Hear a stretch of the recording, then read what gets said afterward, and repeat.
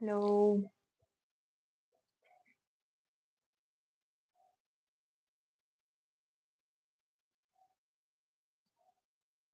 It was my fault. It was all my fault. I was the one who I pressed the mute of the mic before I got up. And when I came back, I forgot uh, to push it again. But oh well, that's because because I like the chat was stuck. The last message I read was when we were just starting, and then it froze. It stayed like that. Yeah, I swear it's a pity. It's a shame. I'm like we are still in Gemini season and these things to happen. But I'm sure that it must be a reason because I think that I need it a bit because it's freezing here, guys. Like the it's not dark yet outside, but it's getting colder here. I do have the heater, so I'm okay. But nevertheless, it's getting very cold in here. So I think that I brought my mate with me. So and I'm talking a lot, and I wasn't able to read if you guys maybe said something, or I will have to read it later the chat. Yeah, because I just kept talking because I realized that that it was stuck. It was the conversation was in there, and I cannot go back because if I go back in the live stream, I have to turn it off. So I had to keep talking as if I was by myself. Um, but there's a lot of people, and there's a lot of energy, and you know that once I start talking, I don't stop. Like like I run out of breath because I don't stop talking. I keep talking. I keep talking, and also my intuition, my especially when there's cars involved, my intuition gets very like also very on the move, so I cannot stop. So I think that this incident with the mic was perfect for me to stop and yeah, maybe getting a bit more comfortable. Um, because and also the mic, I don't know, it wasn't going to last that long. I did charge it a bit. I hope it lasts. You guys let me know if I um mm, yes, there should. But it's just that because the the the chat will move. So I don't know, maybe because the transmission was okay, the image was okay, I didn't froze, but the chat was in there. There should be like some kind of picture or something.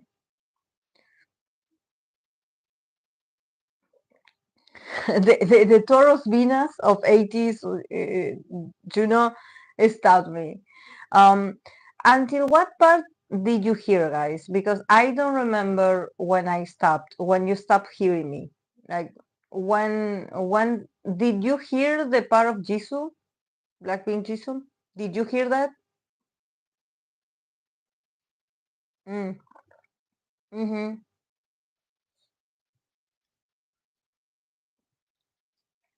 I'm going to get my tablet fixed next week, the one that I had been using all these years, but I also had to wait a bit uh, because the place that I usually take it to, they're on vacation, so and they are the only ones that I trust with technology.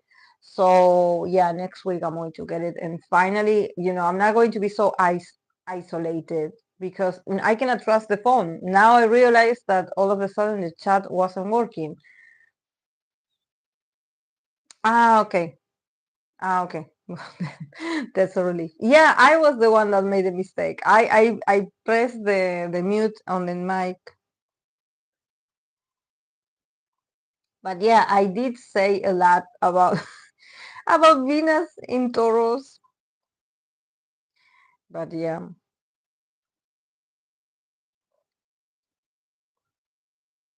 No, yeah, I was just starting. Yeah, because I do have a lot of people still in my list. So I think that this break was necessary because I do have a lot of people still.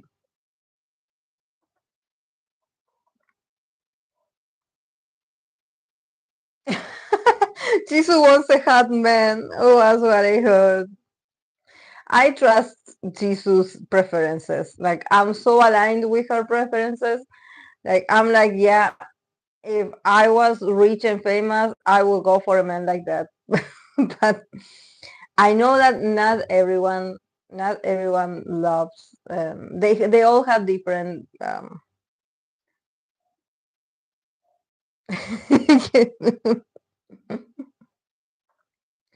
For me, the body has to be present. It has to, it has to be important. Yeah, because that's when I press the mute.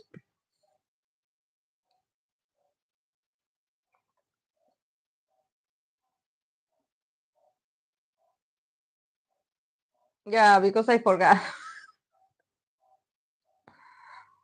Thank God that I came back with the tablet and I was able to see the Discord.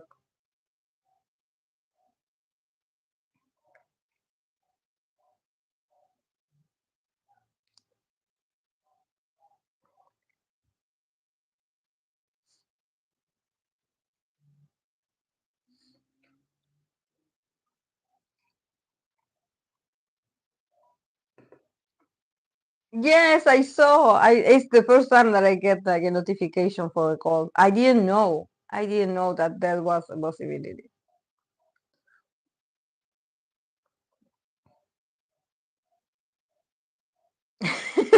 Yes, I would have kept talking. What to do?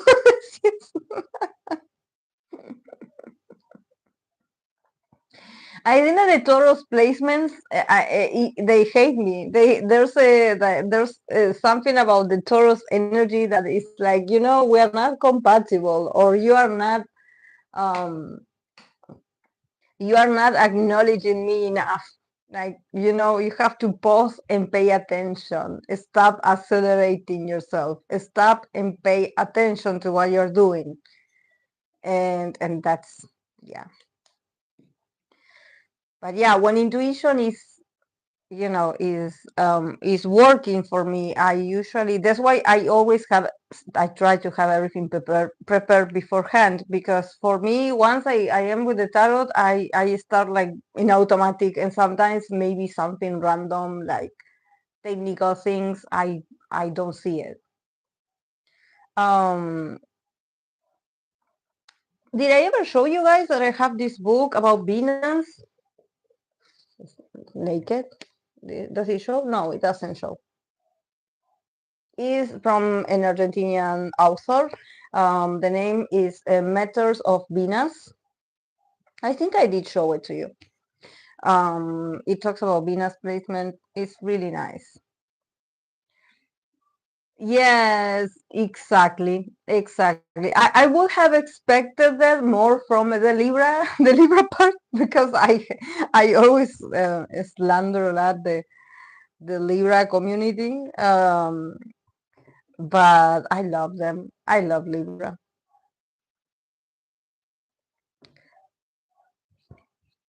I love Libra. And also in my Vedic chart, I do have Moon in Libra. So, I cannot say anything about Libra and their tactics, because I could potentially be a Moon in Libra. I have midheaven in Libra, so I'm diplomatic as well. Um, so I cannot be like, oh no, my God, I don't do that. Yeah, I do that sometimes.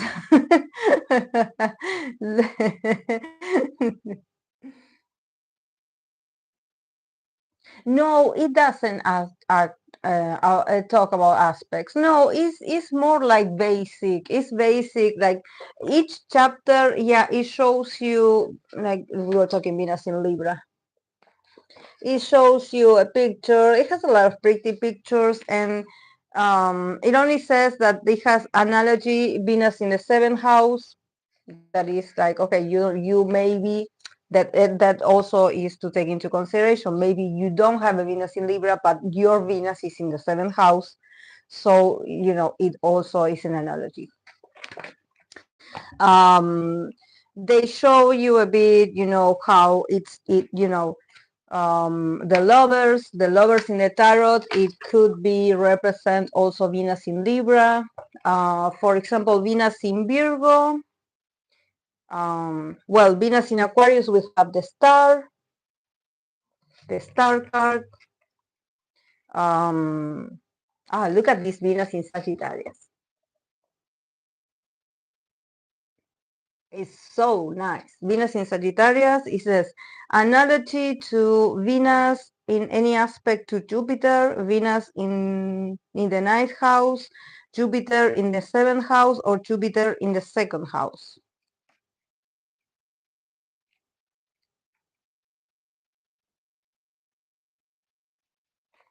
But see, for Venus in Virgo, we have the Hermit. So but the first part, it mostly talks about personal experiences of her clients while having that Venus sign. So it's more like a tale, more like a book of stories. It's not that like educational, I would say. But I back then I used to like that woman, the writer. I used to follow her.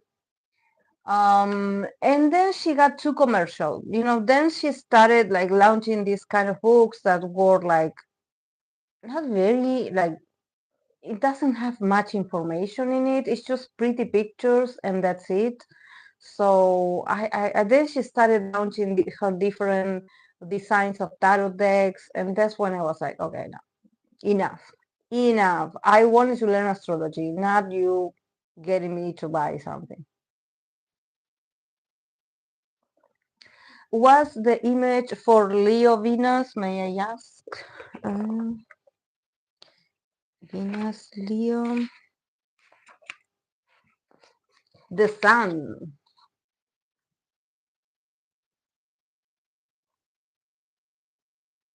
Beautiful. Venus, Leo,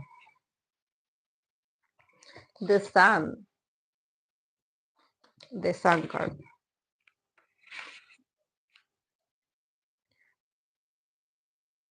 And the keyword of this Venus, the Leo Venus, is look at me. Look at me or watch me.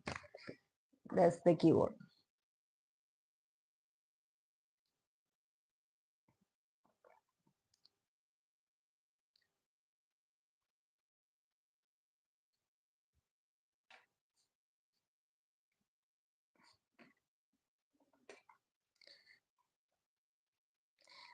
For example, now that we're going to be talking about Taurus Venus for 80s Juno.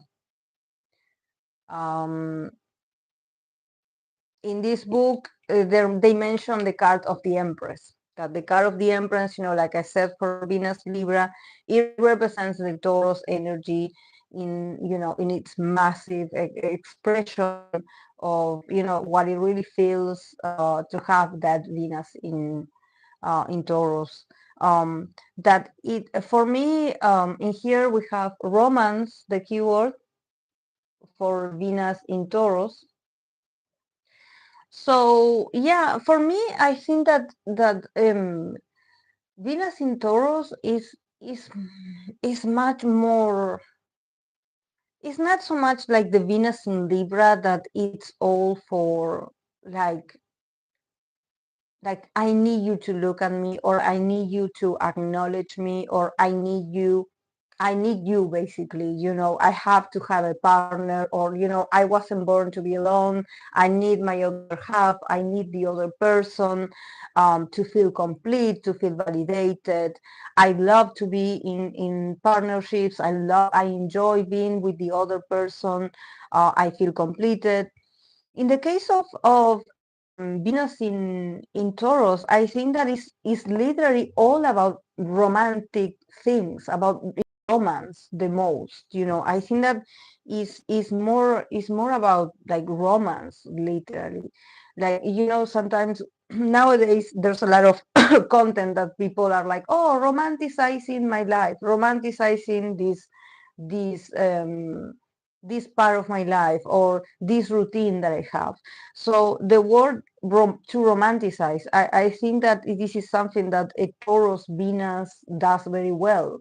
They take this part of love, attraction, and feeling the attraction towards someone else to, let's get to a place of comfort. Let's get to a place where we can enjoy and expand on this romanticism. Let's live, let's experience the romance. It's not so much like, oh, I want to have a partner so I can go on dates. No, it's so much like, let's enjoy things that couples do. It can be sex, it can be, sharing something, living together, having a family. But it's like, let's take our time and just be happy and content in that energy of romance. A Venus in Taurus, they are in relationships because they want to be romantic. It's not so much like, oh, I want a partner because I don't want to feel alone, or everyone has a partner, or everyone is getting married, so I will too.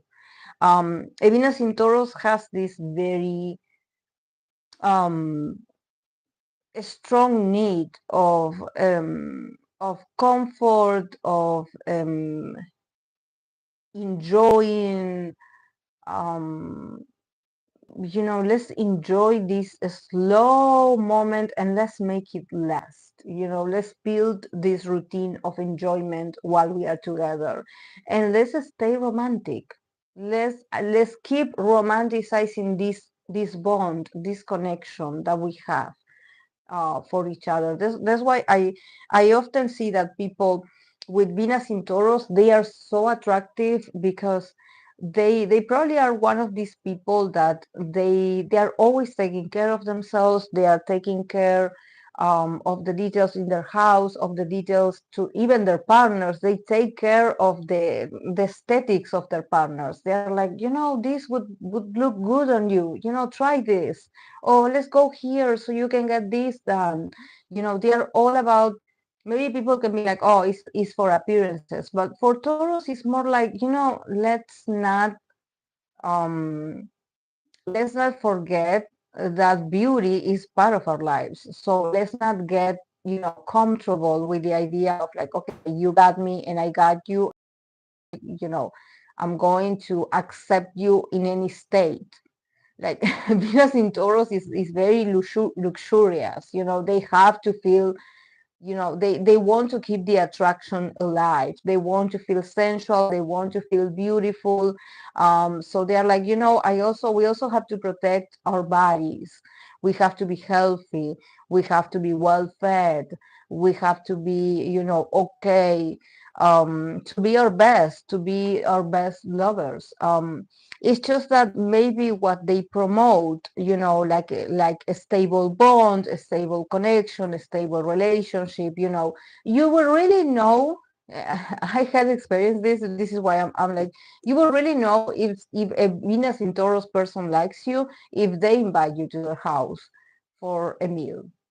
They will probably be like, I'm going to cook, or let's have a dinner, or let's have lunch at my house.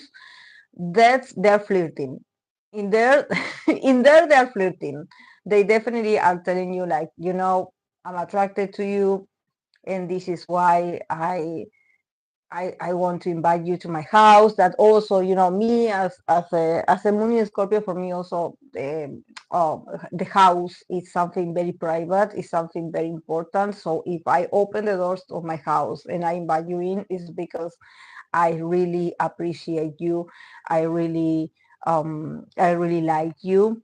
And I have also like my best friend that is a Moon in Taurus. She says the same. Like I don't invite many people at my house, but when I invite you, is because I appreciate you.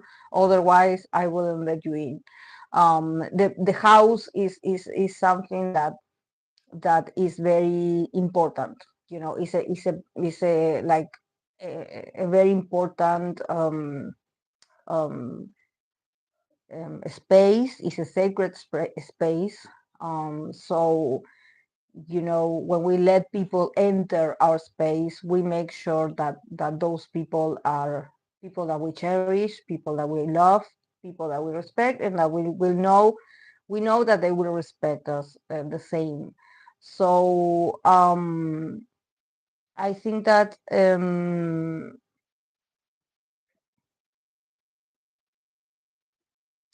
yeah, you can because since this is a new Fluffy, this is a new live stream, and I didn't have the time,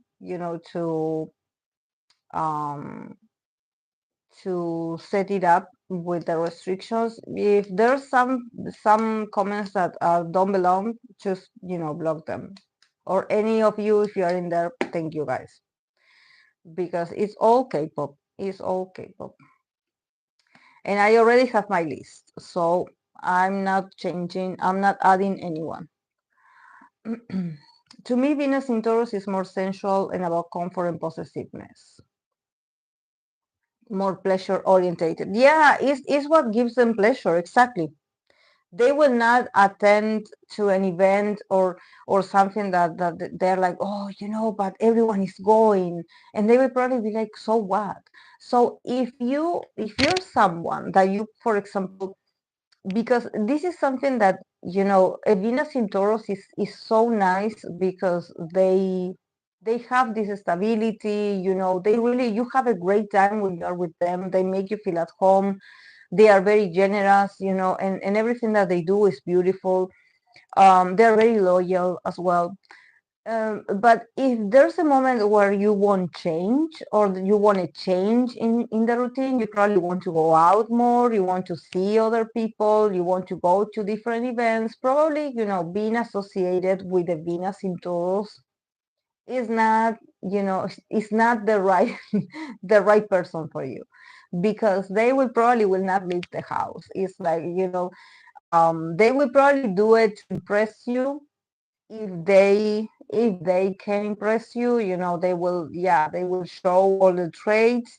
They will try to seduce you, or they will succeed in seducing you, because they are this very slow and confident force that really they are very pleasant to be around. They are very pleasant.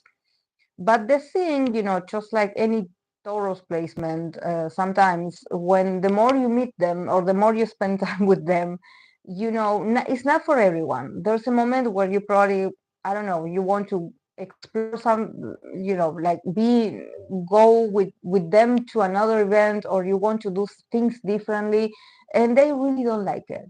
Don't like it. They're like, no, I prefer, and that's when things start to get a bit like when it seems like they get a bit lazy. They're like, no, I really don't like that place. You go, and they are not that adventurous. But that they are loyal, they are loyal. They are a very loyal lover.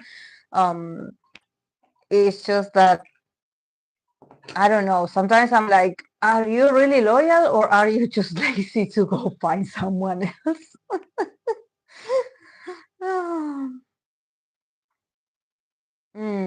Taurus women to me are always the ones with their nails done, enjoying to doll themselves up, great style, and loving to chill and do girly stuff. Yes, yes, they are always chill, and they do their whole plans is very girly stuff. Yes, Yes, they choose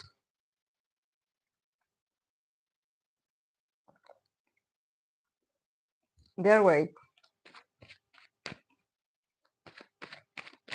And it's a very feminine energy also for the men that have this Venus. It gives them this very like harmonious also kind of beauty or um, um, presence. They choose. They will. You will feel attracted to them. Um, that you will be like, okay, but what is it about them? And it's everything. It's everything. It's everything.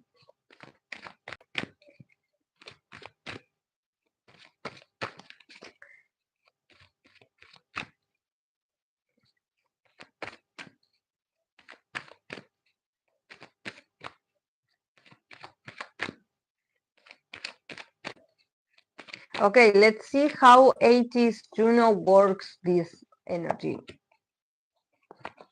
how this goes for him.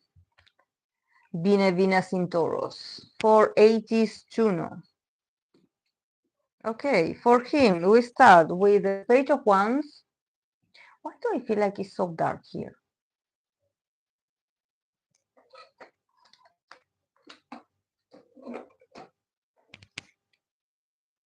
I hope it's not that dark. Okay.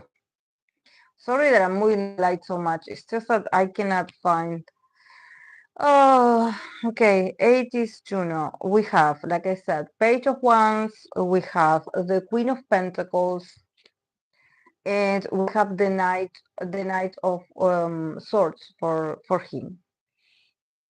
Okay, so for Juno, this Taurus Venus.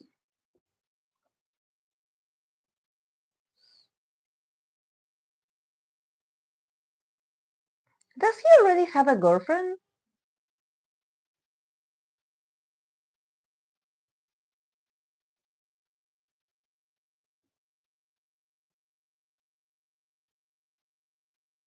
Because I see someone. I see someone in here. So I'm like, does he already have a girlfriend? The Queen of Pentacles in the middle is like,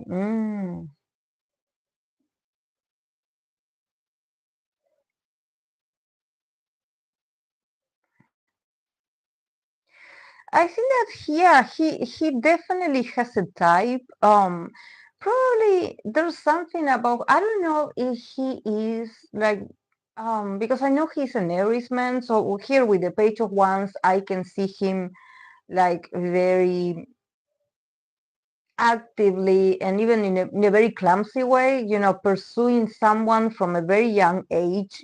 Probably he likes older women or he likes people that are more experienced than him. Um, and here there's this Queen of Pentacles that it could be an earth sign. It could be a Taurus woman herself, I would say. Very luxurious. But he's like fixated on her. This is why I'm like, is this a partner? Is this his girlfriend? Is this someone that he's attracted to? But he has a type. And probably the type it coincides is very much on this energy of Venus in Taurus. It could be a Taurus woman, um, someone that lives a very good and stable life. But I can sort of see him being, yeah, fixated on her, fixated very much. Um, the Knight of Swords in the middle, we have the page and the knights in the middle. So I don't know if this woman is like blocking him or it's like they had a relationship and now it stopped.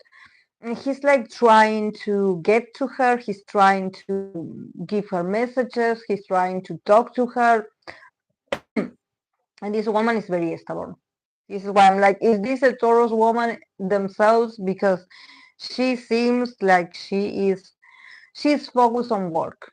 She's focused on work or responsibilities, or maybe she she's minding her own business and she's like, I don't want to lose this. So, why don't you go somewhere else? But I think that he's fixated on someone.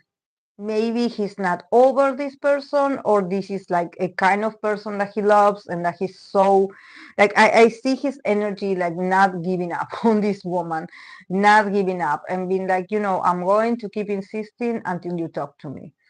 But this woman is like, I don't want to lose my stability, or I don't want to lose my job, or I don't want to lose my independency, or maybe she has a lot to lose. So she's like, you better stay away from me. But he is not. He's in there insisting, and he looks a bit childish, his energy, in comparison to her. That she looks like much more like experienced, and also probably much more calm down. She's like, she's just being herself, and he just gravitates toward her. But I think that honestly, this is very Taurus in Venus. This is like the other side of the Taurus in Venus, that is not always like pretty. I think that there's something about Venus in Taurus, or just Taurus placements, that they are very stubborn. They are very stubborn. Sometimes when they are in a relationship, or when they are with the person that they love and that they feel attracted to, there's this sense of, I'm not giving up. I'm not giving up. I'm going to keep insisting. I'm going to keep, knocking on your door, even if you say that you don't want to see me, or that you don't want to have anything to do with me. I'm going to keep insisting, or I'm going to, you're always on my mind, or you are the one that I want. I have my eyes on you. I'm thinking about you. They are very stubborn. They just don't get out of the way. I mean, they don't give up. So this is also um, something about the Venus in Taurus, and about the stubbornness and the inability to um, not being able to move on. It's like he gets stuck, that it has to be this person, and it has to be this person, and it has to be this person, and it's annoying. Yeah, probably for him, being a Venus in Taurus, it feels like this. It feels like, you know it started like a game, or it started very passionately, or it started just like, very um it was fun. It was a challenge for him. This is why I'm like, is this woman older than him? Because it shows. It shows. If she is the same age as him, she definitely, in when it comes to experience, she's much more experienced than him, and he's like a puppy, going around her. But she's like, no, no. She's like being in there amazing. Maybe she has a business or something, and she's like, I'm not losing this for you. So you better get out of my way.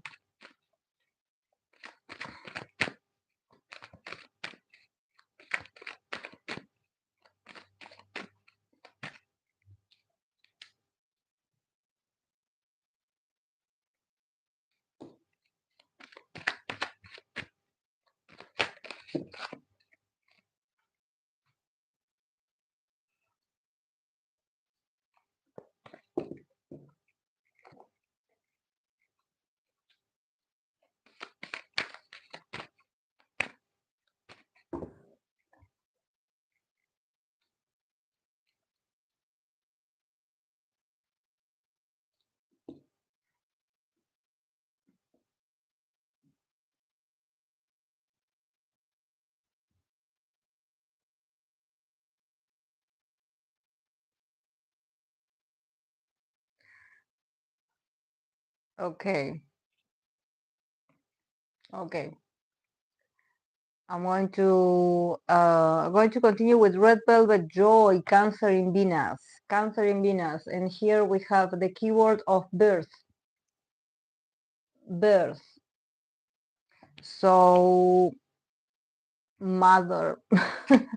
Mother archetype. Venus in Cancer, it's giving, I'm going to love you like a mother, a very protective, very intuitive also kind of placement, where probably, her also the view of someone with Venus in Cancer is like, is having a family, is having children, is being someone's wife. It feels very traditional also. It feels very like, where the mother is like the center of the family, and is this very strong woman that her ability is to sustain the family emotionally, but also to give birth, to give birth, and that this is so important, because I think that the body goes through so many transformations. In a woman's body goes through so much transformation, that I think that there's something about the Venus in Cancer sort of enjoying, and also, taking a huge responsibility over what she creates or who she gives birth. There's something about this Venus in Cancer being very much aware, like, okay, yeah, I want to be a mother. Or I can see, like, even like, um, there's people that I know that have these placements, that I know them from when we were children, and I remember that we would be like role playing, and they would always want to be a mother. They would always be like, when I grow up, I want to have children. I want to be a mother. Um, and we would laugh at that, but really, like for her, it was like her ambition in life to be a mother. And Venus in Cancer, it's like this. It's very, I think that all the Venus in water, like Pisces, Scorpio, um and Cancer, they all have this very sensitive, I feel responsible emotionally for the other person. And when I love you immensely. I love everything about you, like the water, like the emerge of the sentiment, that when I love you, I give it all for you, or I just, I pour everything that I have of me to you to nurture you. But yeah, I think that it definitely, in a Venus in Cancer, you can see it. You can see that they would be amazing mothers, and if they don't have children of their own, it doesn't matter. They can be still mothers in life. They can be, responsible or in charge of other people's well-being, um and being um this very stable figure, of like, okay, I'm going to take care of you. Like, what do you need? What do you want of me? I'm going to fulfill this role, and I'm going to be happy while doing this. This is much more than, oh, I want to be in a relationship and I want to be romantic all the time. This is much more than, oh, it's between you and me, and we are going to be like this romantic couple forever. Probably, a Venus in Cancer, there's something about them, wanting to go a step further. And it's like, I want the whole family with you. Like, yeah, I love you and I feel attracted to you, but I want us to have a family. I want us to have the family, the garden, the children, the everything. I want the whole package. It's not so much like, okay, yeah, I want us to get married, and yeah, we'll see. I think that Venus in Cancer people, they always think about legacy or family. So when I think about Red Velvet Joy, it's so funny because, um, every time I look at her, she reminds me not just of Taurus, but now that I see that she has Cancer in Venus, I'm thinking about, the shape of her body, that she's very, she has curves, I think that not there's not much, um, um, there's not much like, um,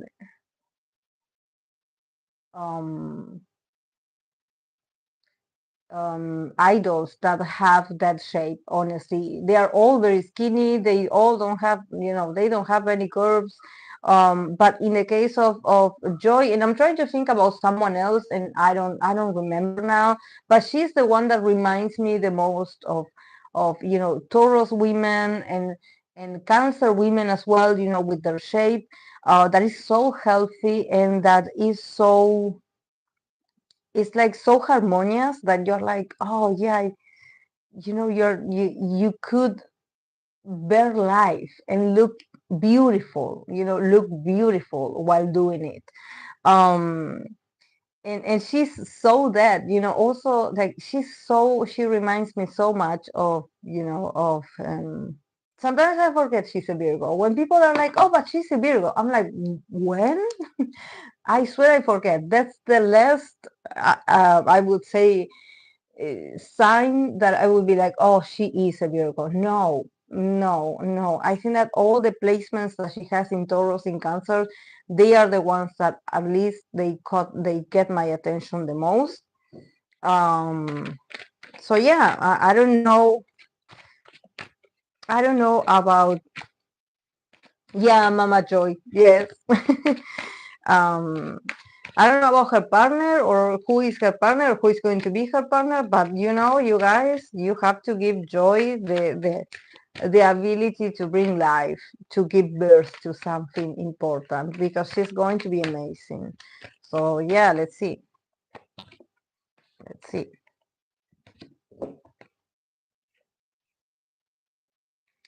Okay, for Joy, okay, how does she experience this of having a Venus in Cancer? We have the Knight of Cups, we have the Page of Wands, and we have the King of Wands.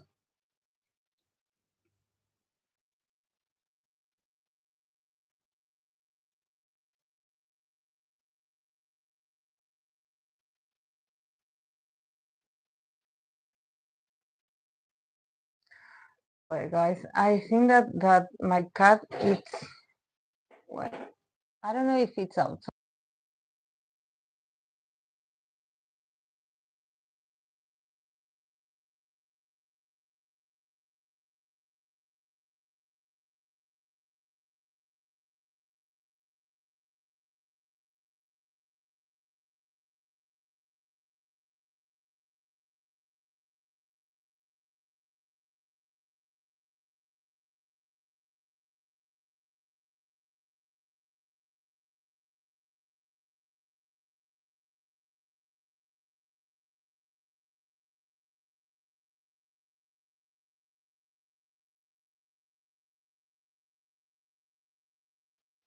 Sorry, guys. I was talking about, that is Negrita. Like, I had to go get her because I don't know how she got out, and she was meowing outside the door. So, when I'm talking about the Venus in Cancer, being a mother and everything, I think that being a mother of my cats is almost the same. It's a responsibility. So I apologize for the interruption. And also, this place is so narrow that I couldn't move. I was like struggling to move the chair. Um, but because it's so narrow, like the only way out that I have is here. But here I have the heater next to me, so I cannot move. Yeah, it's just that she was inside. I don't know how she managed to get out. And now she was meowing at the door because, yeah, she couldn't enter. She probably got locked out. Oh my God, this cat, I swear, she gives me like the headaches. Like, she's so wild because she wants to escape. She wants to escape and do her things and go to the roof and then come back. And she expects everyone to open the doors, the windows, everything for her. She's too spoiled. She's too spoiled. It's a cat that she doesn't take a no for an answer. That's why I always keep them locked. But my dad doesn't pay attention. Like, I always tell him, like, I'm going to be over here. Pay attention to the cats. Make sure they're inside. But no, he doesn't understand the ability of Nerita. She has the ability to be a Houdini. She escapes. She escapes. Yeah, they know. Yes. Sorry, guys. Okay. Sorry for the rant. Um,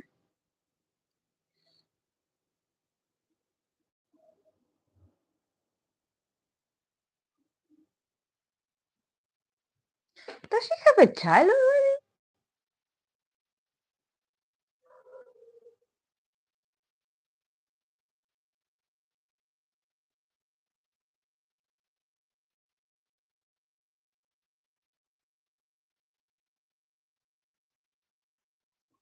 Did I show you the cards, guys? I think that Knight of Cups, Page of Wands, and King of Wands.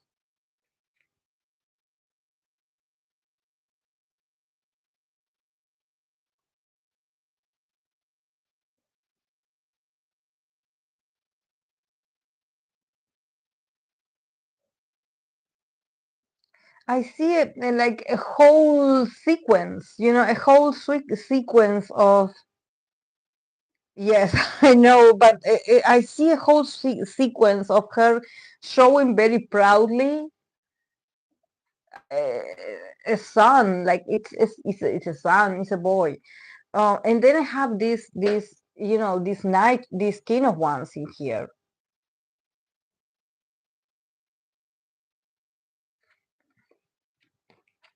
It's like a whole family. It's like the family.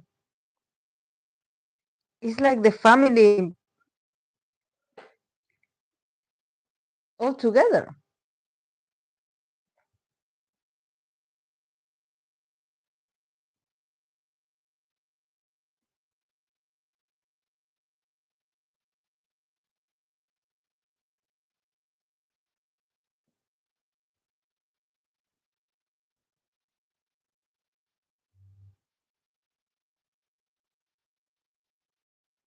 And she's like so happy. She's like sorry. Sorry. She's like so happy, like showing like, oh, it's a boy. Because I see a lot of ones and I see this skin of ones, that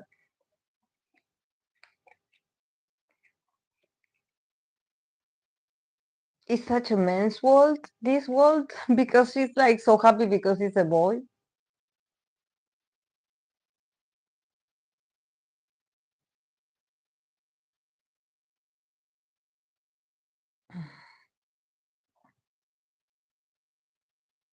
If it doesn't happen now, is what she's aiming to. I think that she's getting ready to have a baby at some point and you know um to be someone's wife. This is her. Yeah, just like a Venus in Cancer, she's not fighting this. Actually, she's like embracing this desire of hers, and she's actually like really openly and happy, embracing this and being like, I have news for you, we created life together.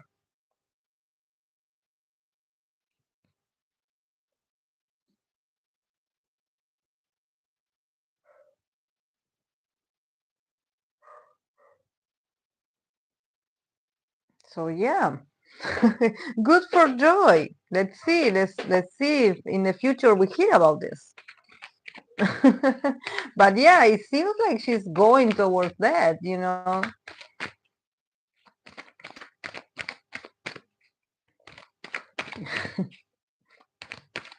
Let's hope. Let's see.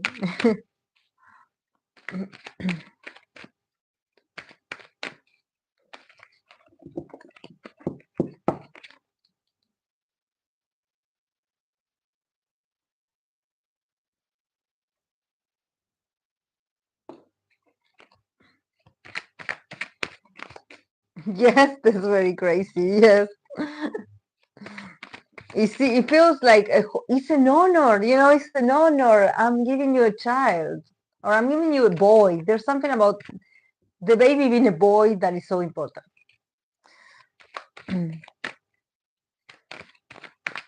Okay, let's move on to Itzy Leah, Venus in Leo. Venus in Leo. Venus in Leo. Affair. Affair. So yeah, the Venus in Leo that here is a affair. It doesn't necessarily mean that a Venus in Leo is going to cheat or have affairs. But I think that Venus in Leo, just like any Leo placements, they want things to be dynamic. They want to have fun. They want, the exposure. They want to go out. They want to be seen. They want to be appreciated. You know, there's something about the Venus in Leo when it comes to the expression of their love. They really are like, they are looking for the attention of the person that they are attracted to or that they love. A Venus in Leo is not going to be like, oh, I'm so humble. I actually don't. I don't mind. No, they want the attention from the person that they like. They want the attention, and they want to be like the number one, or they want to be like the first option, the priority. And I think that there's something just very authentic about this. It's like, I will expose myself even if I'm shy, even if I have my contradictions in other aspects of my life. But when it comes to, seducing you, or feeling the butterflies for someone, or feeling attracted to someone, I will become brave, and I will expose myself so you can see me, so you can so you can appreciate me, so you can you know also, there's something about, like I really want you to value me. It's like, I'm giving it my all. I'm getting I'm getting myself out there in the on the stage of these, if they are flirting or if there's something, it's like I'm participating.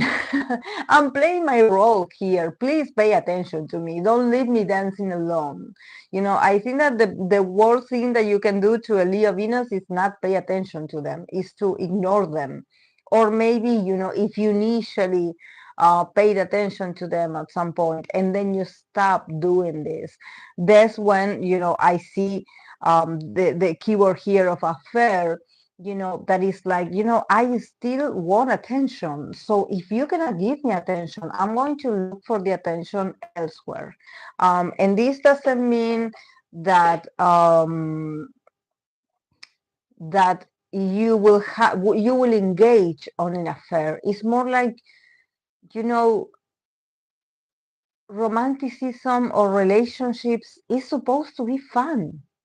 It's supposed to be like full of adventures. Is something that I want to look forward to, to seeing you, to go out with you, to do activities with you. Um, let's get creative when it comes to seducing one another. The Venus in Leo, we have is the also we have the 5 in here. That is the house number 5. That is the fifth house, that it has to do with creativity, um, also with things that we do as hobbies, things that we enjoy doing, our childhood, children, it also. But there's something very authentic about expression. So probably a Venus in Leo wants to be recognized. They want to be um, shown, like, yeah, expose me, like tell everyone that we are dating. Don't hide me. Why are you hiding me as if I was a secret? I'm not a secret. You should be proud that you are with me, or that you are with someone like me. You know,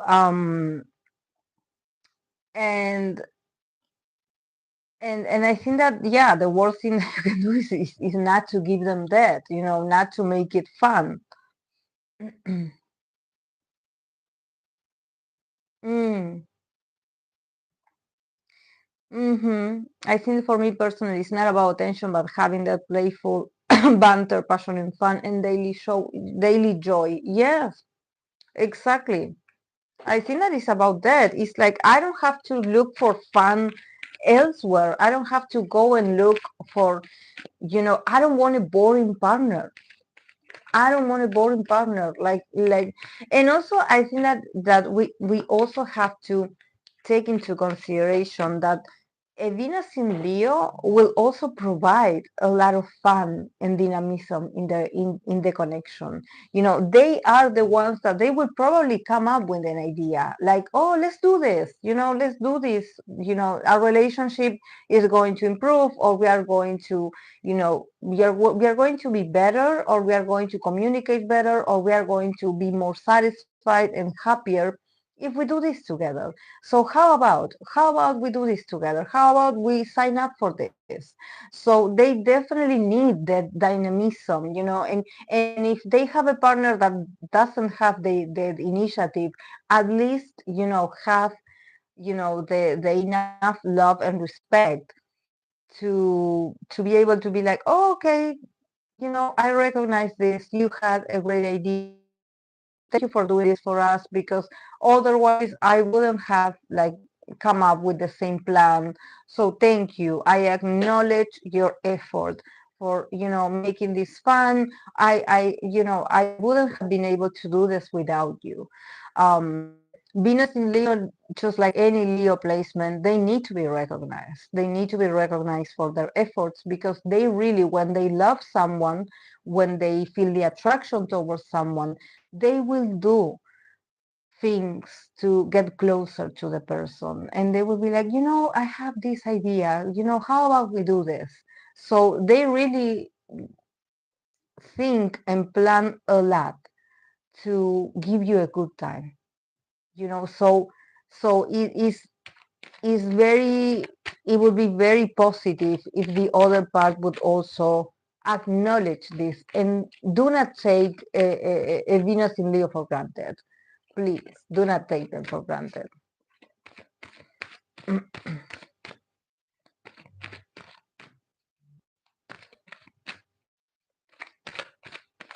Mm.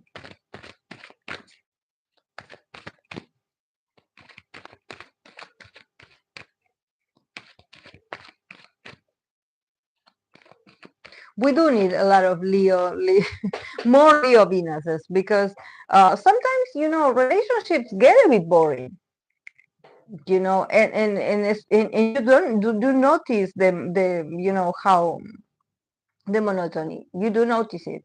You are like, I cannot think of anything fun. And then you ask the other person, and the other person is also stuck. They're like, well, we're okay like this. And you're like, no, we're not okay. We need something fun to do, or we need something, like an idea.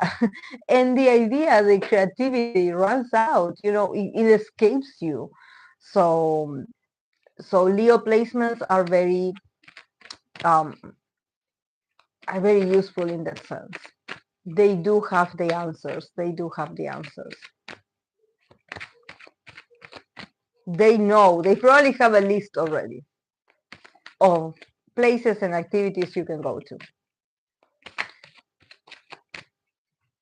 But also, it also comes from a place of generosity. They want to share what they know. They want to share with you, what they had learned, or what they had found out.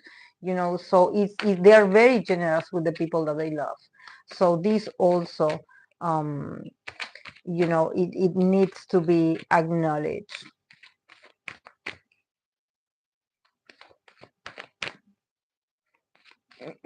So yeah, let's see for Itzy Leah how she feels about this Leah Venus. Okay. For Leah, we start with the Hangman. We have the Six of Cups, and we have the Three of Cups. So yeah, I think that a lot of cups. Definitely, I think that Leah is a Cancer woman, so it makes sense. There's a lot of cups in here. There's a lot of emotionality, and I think that she really. I think that this Venus of hers, this Venus in Leo, is a bit stuck for her. I think that there's something about her maybe not experiencing this disappointment, I would say, or this stagnation. I don't think that she experienced this in relationships, but I think that she had experienced this in friendships or in associations with a group of people. There's something about her feeling, like things she like the typical she's a cancer, like the typical cancer that she is with the six of cups. There she's a bit nostalgic about, like, oh, I remember I used to have great ideas back in the days. I used to have great ideas, and I was so praised for my ideas, or the girls were so happy when I had these ideas, or when I would invite them to do things differently. They would listen to me, and they would be so happy, and this would unite us because it would also make me feel like I was helping. Now she feels a bit stuck. With the handman, I think that there's something about her not feeling that creative, not feeling that in touch with her passion for creation, or there's something about this Venus in Leo being a bit stuck, and she cannot express it correctly. She's in a place where she's probably, being like, okay, I will probably not, I will not give my ideas, or I will not, extend an invitation. I would just wait. These are not the times for me to be introducing something new, or for me to be like, oh, how about we do this? I think that she thinks about the past, but at the same time, she also thinks that, you know, she is recovering also from the past herself. So she's like, now it's not about what I want, or the recognition that I think that I should have if I give an idea. This is not about me. This is more about the we, the group, the friendship. So she's like, I better just stay, where I am. She can feel a bit nostalgic every once in a while, and be like, we used to have a good time when I used to, have these ideas, or when I used to, say this, the girls would take it really well, and we would all be laughing, and we would all be celebrating. But now it's different. Now I think that I need to stop daydreaming of a past, and I have to focus on, there's something about her, going back to the group, and with the Three of Cups, it's like she is, practicing this about, like, okay, I have to go back, reinsert myself in the group dynamic. So it's not about me, and for in my need to be like, oh, can you recognize me because I had this idea the other day. She's like, no, this is not about me or what happened in the past. Is more like, I have to go back to be part of the group, so I better hold, my need to maybe wanting to have like an idea. It's like, it's not about me. I'm going to let all the other girls work, and I'm going to adapt to for the group. Whatever they need, I'm going to be there. But she probably is not feeling the creative, and she probably is a bit fearful of, saying something or giving an idea, because maybe she feels stuck. She's like, there's no room for me or for my ideas. No one is going to listen. No one is going to listen anyway, because maybe creatively she feels that she's in a moment she's stuck. So if she has an idea or an opinion, it's like they will not. It's not about the girls or the group. It's not just the group. I think that it's in friendships in general. But it's been a while, with the past here, the Six of Cups. There's something about past things, um, that she feels a bit stuck still. She feels still a bit hung up, I would say. But yeah, about romanticism, about romance. Um, I think that she's not, I don't see it like romantically. I think that she's still emotionally recovering herself. She's still um, in this emotional swamp. She's trying to get back to herself.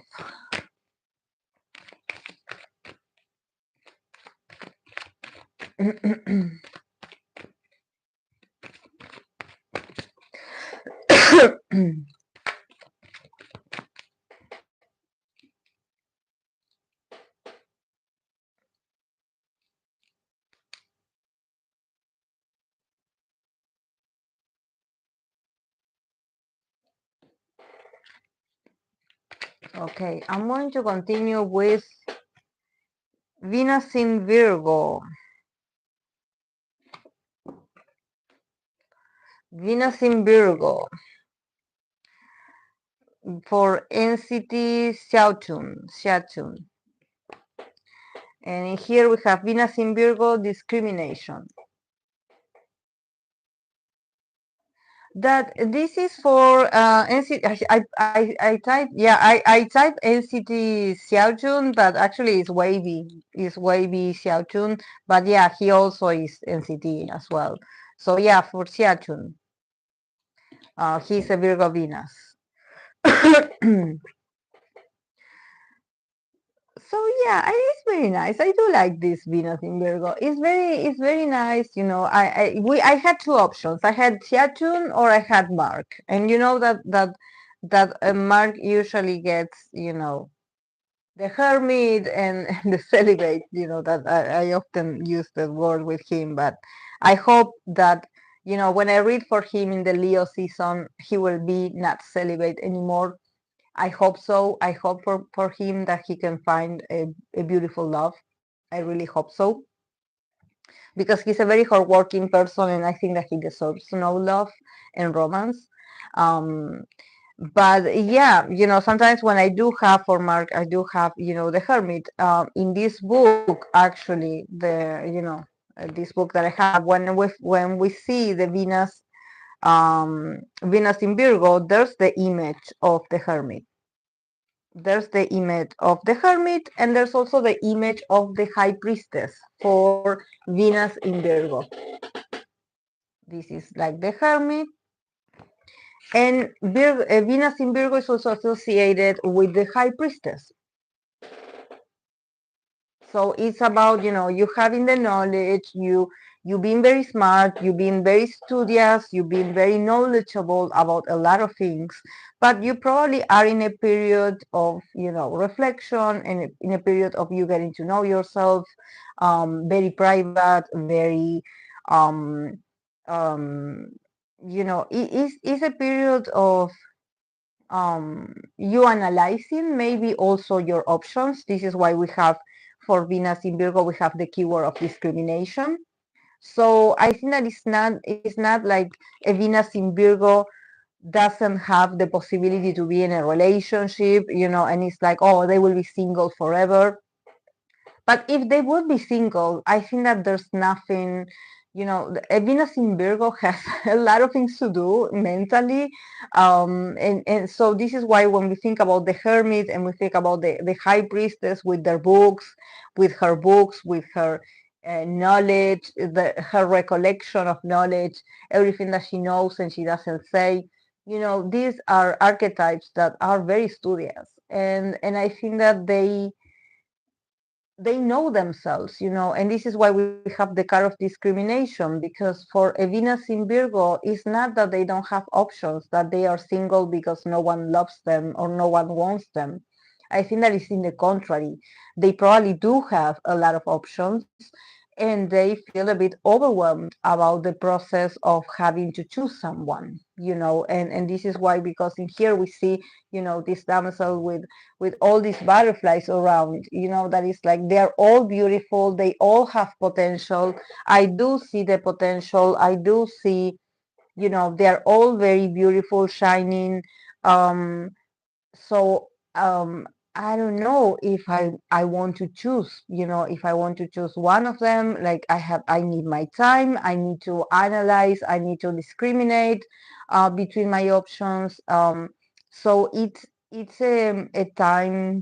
Um, Venus in Virgo is a challenging, I think, aspect or placement is very challenging because, when we think about attraction, when we think about something so spontaneous like loving someone or falling in love with someone, you're like, okay, but there's not, like, you just know that you like that person and you act accordingly to it. You see if they're available and then you ask them out, and and things start moving. But for a Venus in Virgo, it's not that simple.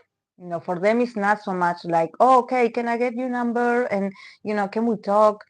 I think that for them it's like, I have a certain organization in my life. I have a system, in other aspects of my life. So if I add a relationship or a potential lover, I have to review this. I have to see if everything is in order, if there's a space, if I really want to.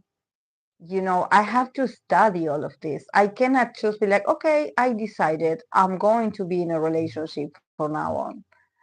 um I think that for they definitely study this, and I think that also for a Venus in Virgo, there's something about them not allowing chaos or disorder in their everyday life, in their routine. So maybe they're like, when it comes to relationships, maybe they are a bit picky, or they are a bit like selective, like, are you really someone that is going to add to my life? Are you going to, be of value, or are you just going to mess with my things? Like, if you're going to be one of those people, I don't want it. I don't want it. I don't care how beautiful you are. Yeah, you can be amazing, and you can be like really, oh, like you caught my eye and I think that you're amazing, but do I want you in my life? I don't know. I have to review this. I have to review this. So I think that this is the thing that Venus in Virgo, I don't see it that emotional. I think that they can be emotional in a lot of aspects, or they can be very spontaneous in a lot of things. For example, in the case of Xiao Chun that I'm reading for now, and then Mark, both of them are Leos, so they have no problem, with being spontaneous and being, creative and being charming in a lot of ways. But when it comes to relationships, maybe they are a bit like, whoa, whoa, let's stop a bit. We're talking relationships in here. So, I have to review. I have to study this, and then I will let you know. So you better be patient, because, I'm not going to be a fool, that I'm going to be like, oh my God, I'm in love. I'm in love, and I'm dropping everything that I have been building so far, and I'm giving my whole life to you so you can manage it, so you can run my life. And they're like, no, no, no, I cannot allow myself to be that, um, no.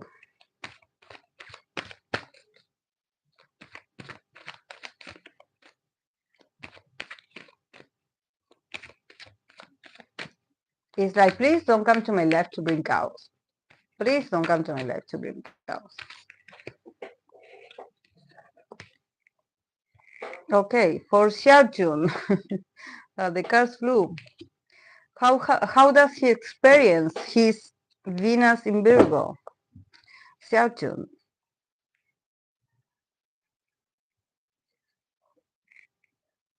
Xiaojun has a lot of admirers. Definitely, he has more than three, because I see Three of Cups and I'm like, this is not the group. This is people interested in him. Um, we have for Xiaojun of Wei NCD, King of Swords, um, Three of Cups, And we have the judgment.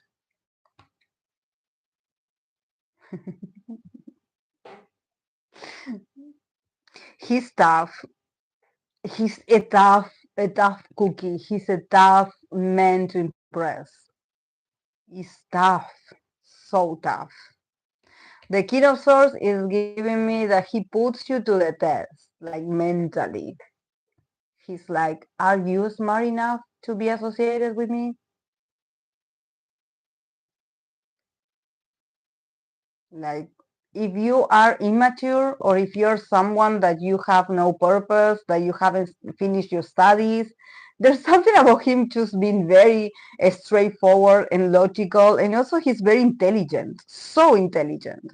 So probably he would prefer, there's something about him being selective about the people that he associates himself with. It can be friends and it can be a lover, a potential lover, but he's like very cold and detached about this. He's so logical about this. So logical, so logical. He's like, I'm not impressed by you. I'm not impressed by, how many times during a week you go out with your friends or how many fancy clothes or accessories you own. If you don't have this, you cannot, you and I, we will not go anywhere. He's so harsh. He's so harsh. He's so harsh.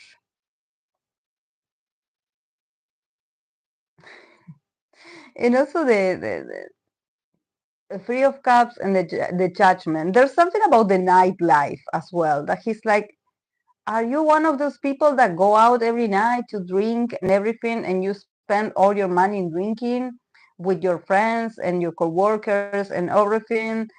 I'm seeing it and I don't like it. I'm judging you very hard. Literally, the judgment is like, I'm judging your lifestyle. I'm judging your lifestyle. I'm judging your friends. I'm judging everyone. Everyone.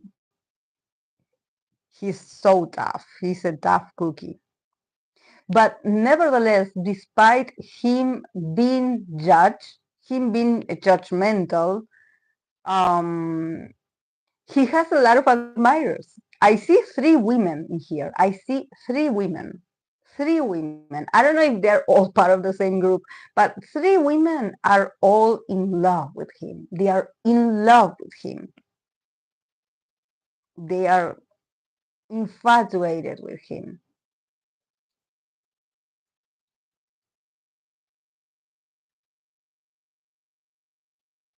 But he's like putting them to a test. He's like, I don't know. I don't know.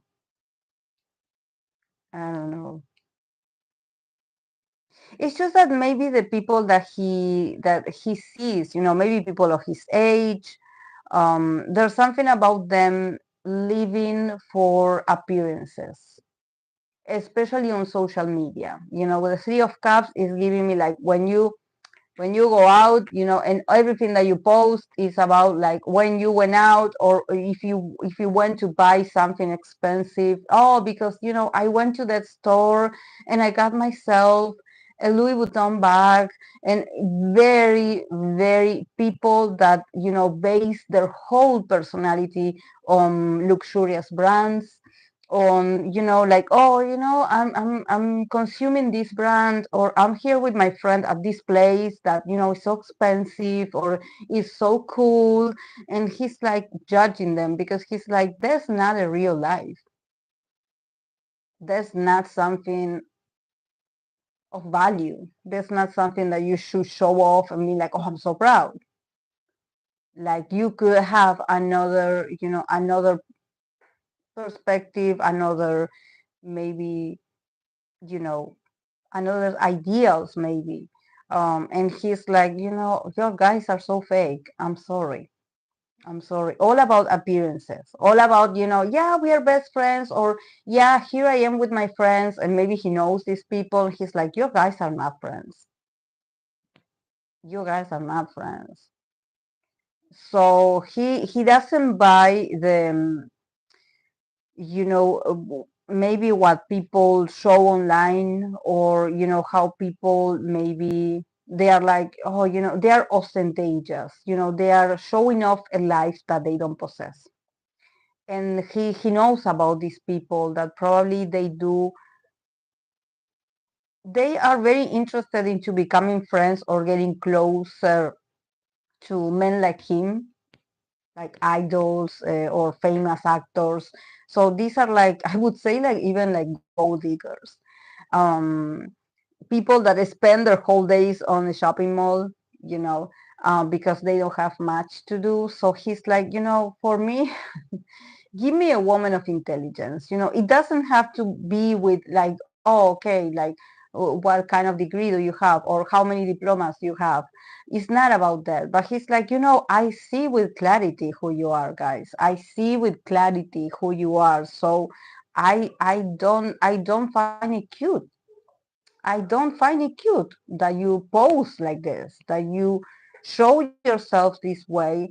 I don't find you trustworthy. I don't find that you are a person of value. Sorry. Um, yeah, no, no, no, no. You shall not pass.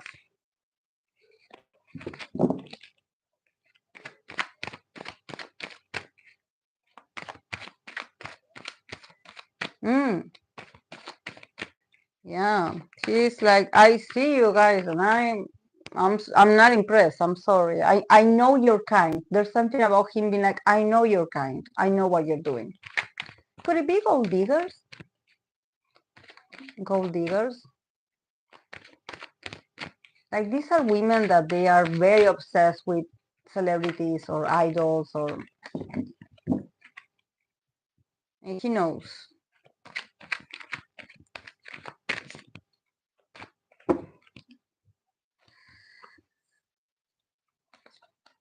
Okay. Oh, I do have a long. Wow, my list is so long today. I don't know how I made it this long, but it wasn't in my plans. I just like wrote down certain recommendations and I didn't. Thank God I took a break, but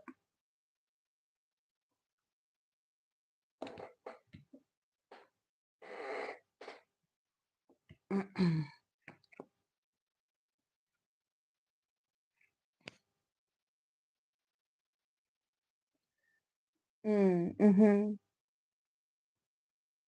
mm.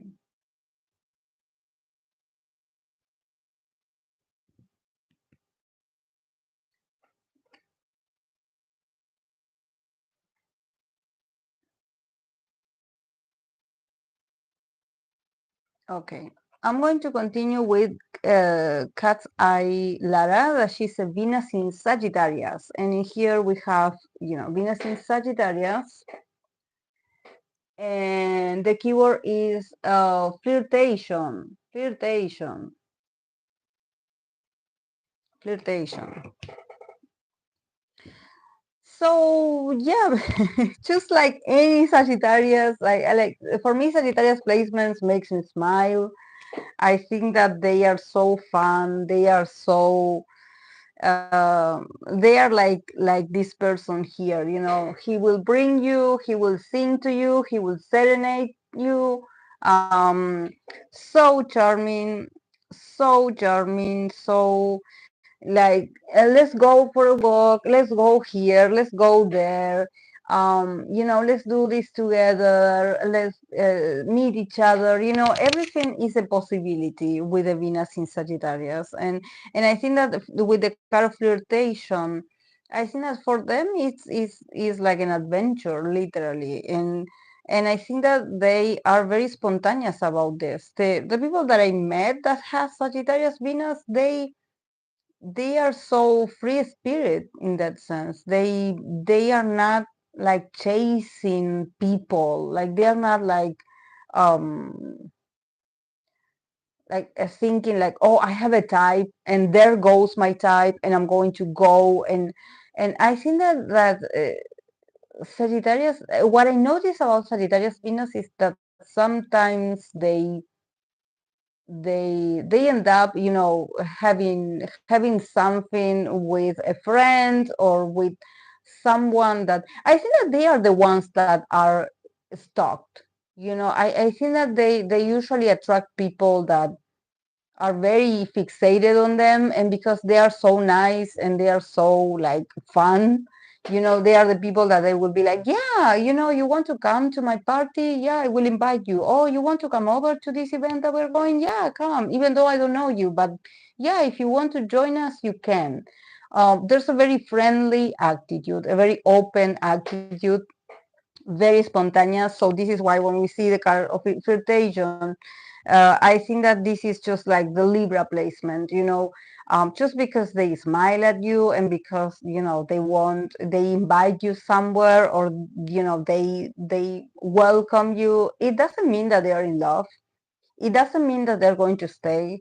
It doesn't mean that they are going to be serious about this. Even though I've seen Venus in Sagittarius people being in committed relationships, that's why you have to see the whole chart. But I think that they sometimes, when they are so, because they are so friendly or they are so authentic and they are so welcoming, some people take it the wrong way. They confuse friendliness with like, oh, you're making a move on me, and it's like they probably are just being nice, and they find it funny. They find it so funny. They probably will laugh about it later. But even also, if you say no, they will be like, okay, if you don't like me, okay, whatever, I will move on to the next. I don't see a Sagittarius Venus being heartbroken by someone, being crying because, oh no, the person that I liked, they didn't come to see me. They are like, I don't care. Like, if you are not interested in me, I will move on to the next. I will move on. I will keep exploring my options, and I will keep being happy. You know, Sagittarius Venus is very fun. Is very um And I think that in there you can see their attractiveness because they are so fun, or they are so, um, so free that you spontaneously fall in love with them because there's something about them not putting the effort in being someone that they're not to conquer you. Um, but probably, if you want to see if a Venus in Sagittarius likes you, is if they want invite you to travel with them or to go somewhere with them, or they have an activity and it's like, can you come? Do you want to come with me? It's all about movement, invitations, going out. Um, but it's not, for me, it's not that serious. I will have to see this Sagittarius Venus, I would have to see the whole chart, or maybe the Mars. Where is the Mars in there, to see how they would, if they would act on this? Because probably they would flirt, but then they would forget about it. So I cannot even give it an structure because they are full of surprises, but they keep things fun, they keep things fun, and it's not that serious. The such car having nakedness. These people have no shame. My ex in college had such Venus. He was kind of crazy and reckless, but we sure had fun. Yes, it's just that they have this vibe of, um, that you cannot blame them because they do bring the fun. They are not going to promise you, they're not going to get creepy or serious, or, when you see them, you notice the spontaneity in their decisions, and you notice how they are with you and how they are with others, and they will not, like, tell you that they love you, for example. They will not use those words, or they will not mention, serious matters or serious expressions, so you could get confused and you will be like, oh, but he promised me that I'm the love of his life. No, he didn't, or she didn't. They just promised you a good time. And you went along. You went along because it was fun. So some accountability. I'm a Sagittarius defender in here. Like, we have to take responsibility that sometimes, when Sagittarius placements or people appear in our lives, is because we need their energy. We need their energy. We need to go wild, go free spirit for a while. And sometimes a Sagittarius placement or a Sagittarius friend or Sagittarius person enters your life to open your mind like this. And you're like, oh my, wow, what is this? Um, but you cannot deny that is fun. Is fun. Is fun. Then you go back to real life and you're like, yeah, maybe this is not for me. This is not for me to be dealing with this every day, but that it was interesting, an interesting experience. It is.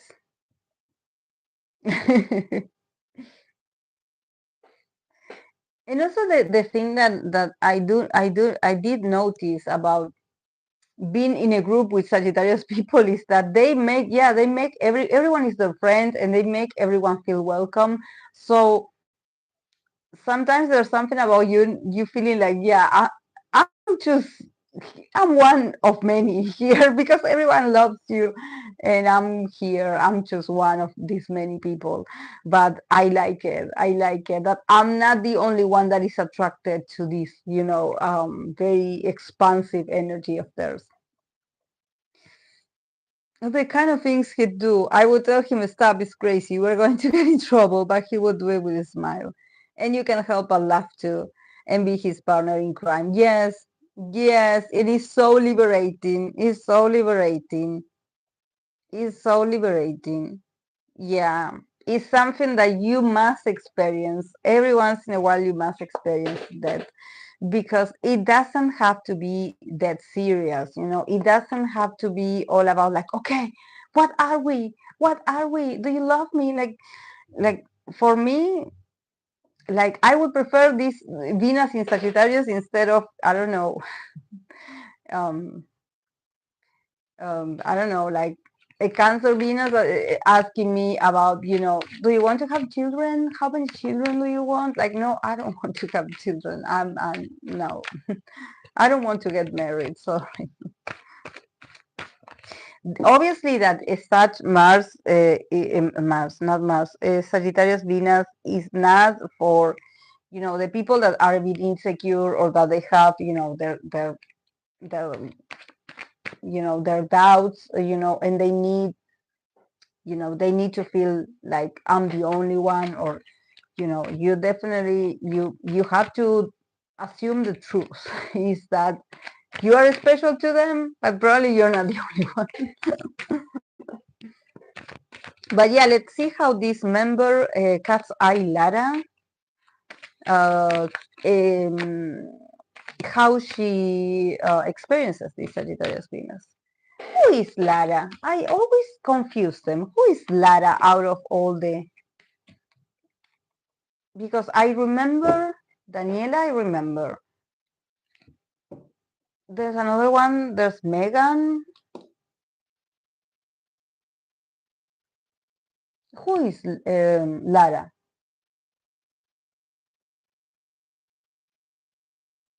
I will have to Google her. Ah, the Indian member. Ah, okay. Thank you, Samara. Okay. For her, we have the Ten of Cups, another one that is super emotional. The Ten of Cups, the Two of Cups, and the Five of Pentacles.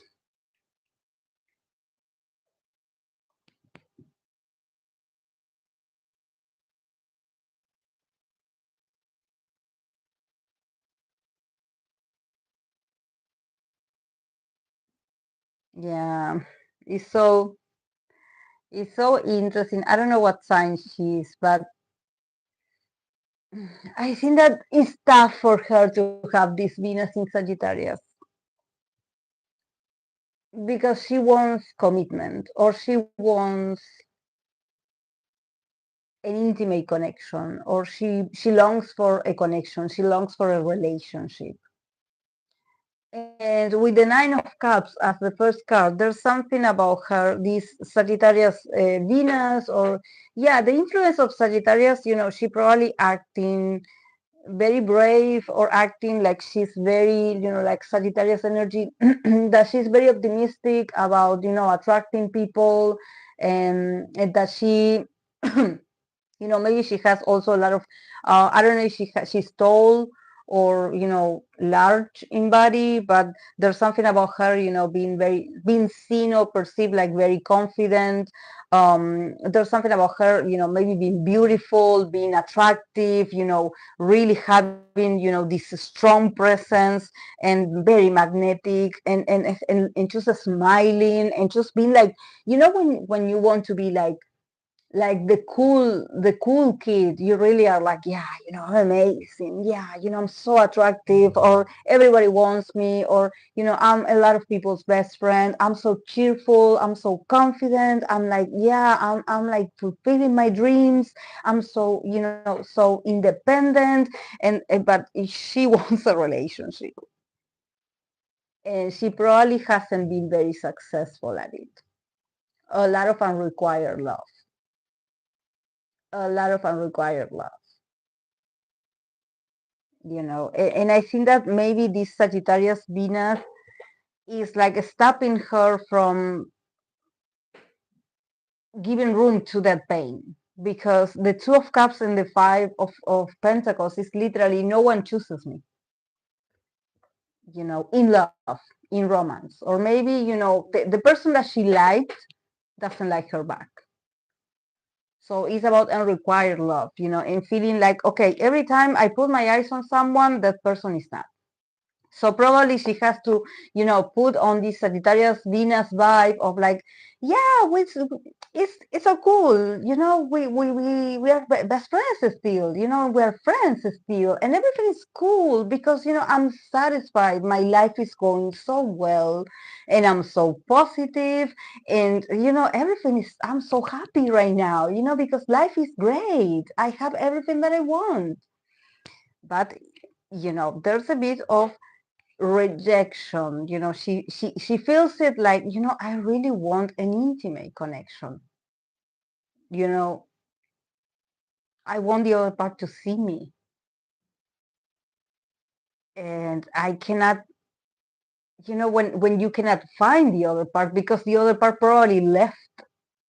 you know she probably wanted to give her love to someone in a specific, or she wanted to confess, or she confessed to someone, and that person left her on the cold. That person ghosted her, or that person disappeared, and this is why she's like, but what is wrong with me? And also the Nine of Cups is this pressure of like, I cannot, my image and my life and everything around me lets me know that, I cannot show vulnerability. I have to show everyone that I'm satisfied with the way my life is going, the way, I'm receiving, I'm having, everyone loves me, I'm everyone's favorite. So, I should be satisfied. I should be completed emotionally. All my cups are full, all my desires are fulfilled. But maybe, she's like, I have this simple wish.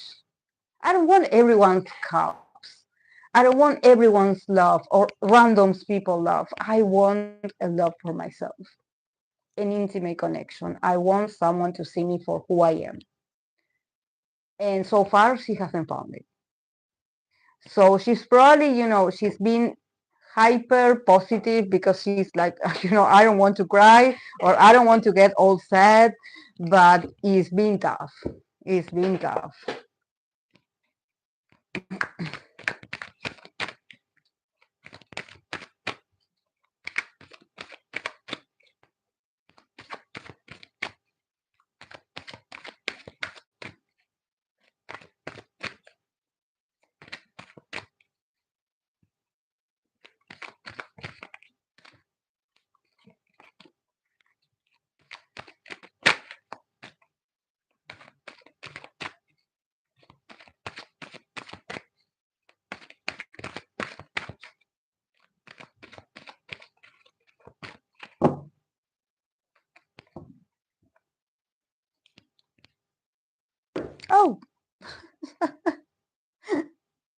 My God.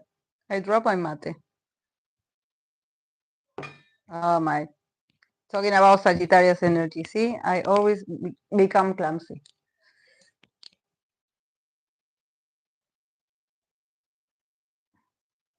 And also being left-handed, I always knock things.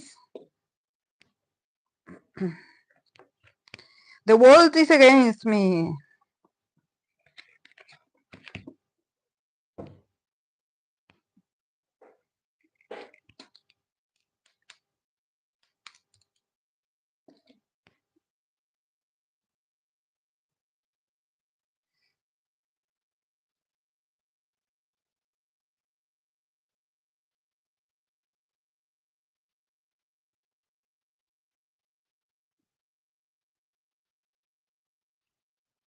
Okay, I'm going to continue with Aquarius Venus.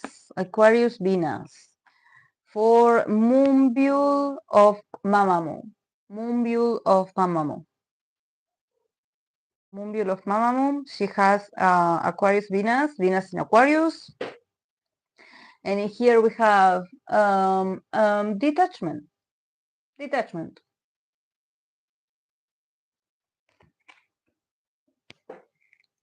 So yeah, not very emotional. Not very emotional. Just like Venus in Aquarius is like so chill. It's like, yeah, I like you, you are amazing, but I will move on with my life. I want to show you a few pictures if I have here. It's like, love is not everything for me. Like I do appreciate you, but love doesn't rule my life. Love or relationships. It's like, yeah, I like you, but I'm not, you're not like the end nor the beginning of my universe. So if we're cool, but let me be free. Let me be free. Don't come to want to, block my progresses. I'm going to the star for Venus in Aquarius.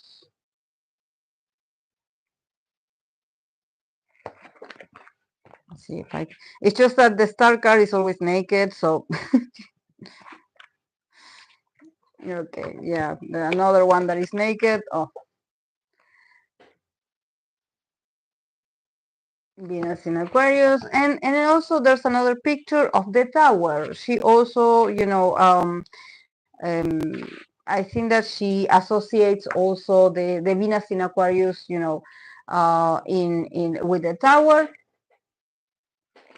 and also with the Fool.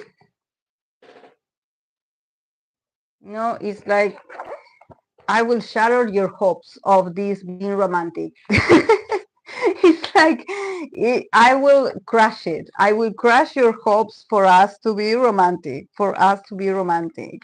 Um, but I think that also is very interesting for the Fool in particular. For me, the Fool, it represents more the Venus in Aquarius, because there's this possibility of us maybe, if we date or we start seeing someone that has like a Venus in Aquarius, there's a lot of new experiences. There's a lot of maybe crazy things that we can do in love, like unexpected things.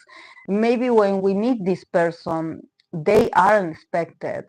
The relationship starts in a very unusual way. You can meet online also. This could be like an internet love. Um, but I think that it's so interesting because for me, Venus in Aquarius, the people that I know, um, even not Aquarius people, but Venus in Aquarius specifically in another signs, they start acting like Aquarius people when they are in love. When they are in love, or when they are attracted to someone, all of a sudden they drop all their characteristics. They drop all the characteristics of their signs, and they start acting like an Aquarius, so detached, so detached, and you're like, what? This is another side of you that I didn't know, but they really embody these.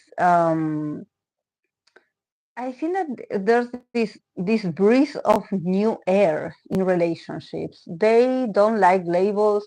They don't like to pressure people. They are not the ones that they are going to follow you around and like, oh, please love me. Oh, please tell me that you love me. They are not looking for your approval or your acknowledgement of their existence. They are like, I exist, and if you like me, I can tell you every once in a while, I can tell you that I like you, and that's, we're cool. We are cool with that. We are cool. We are, that should be enough. That should be enough. And don't ask me again. And I think that it's so for me so refreshing because I think that um, and in this, I think that we had always, had been having conversations about this, about my birth chart, talking from my experience, because I do have like a very strong, um, um, I think that is like, what is it? I have Uranus, is it a square? A square in Uranus is a square in Venus.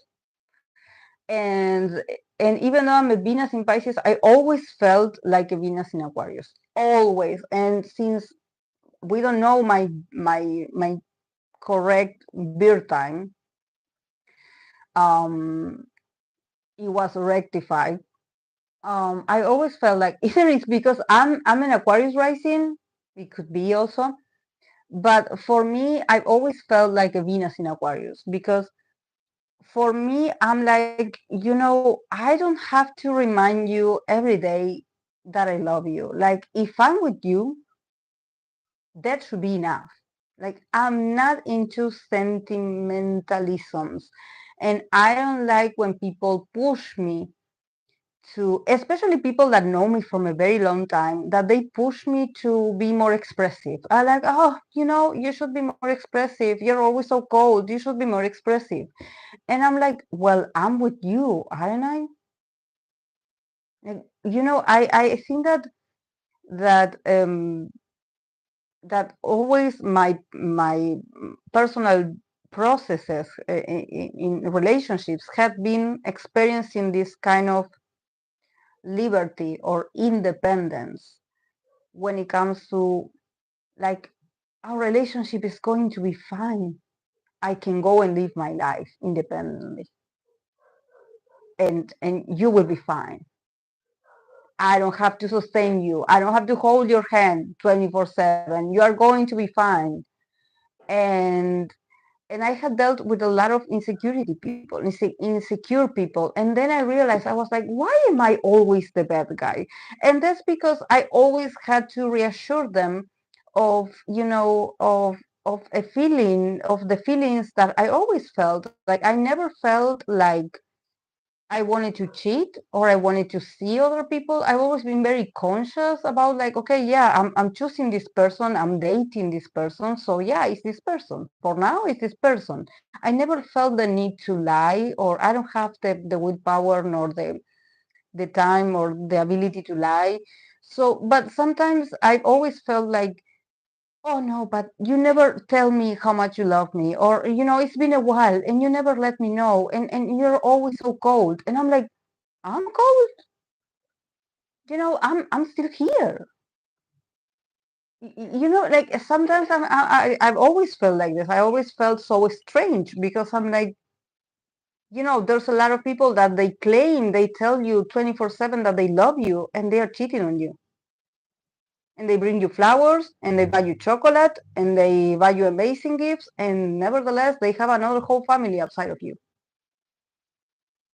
So you know how this is why I'm like, when we think about Venus in Aquarius and the kind of detachment, is like, let me, I'm with you, I chosen you, now let me navigate my life far away from you, and be sure that you're going to be okay, that you don't need me to be there, sustaining you as if you were an infant.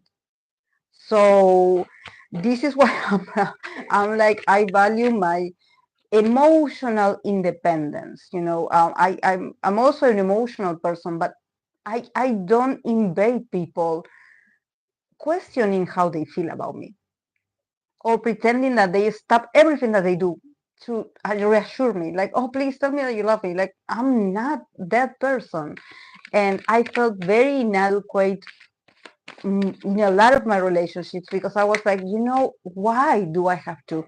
Why do we have to go into these dynamics of, you've been angry at me for something that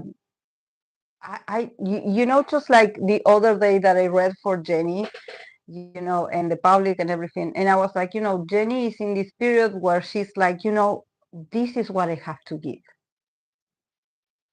This is it. If you don't like it, go and find someone else. Like, this is, until here I give you.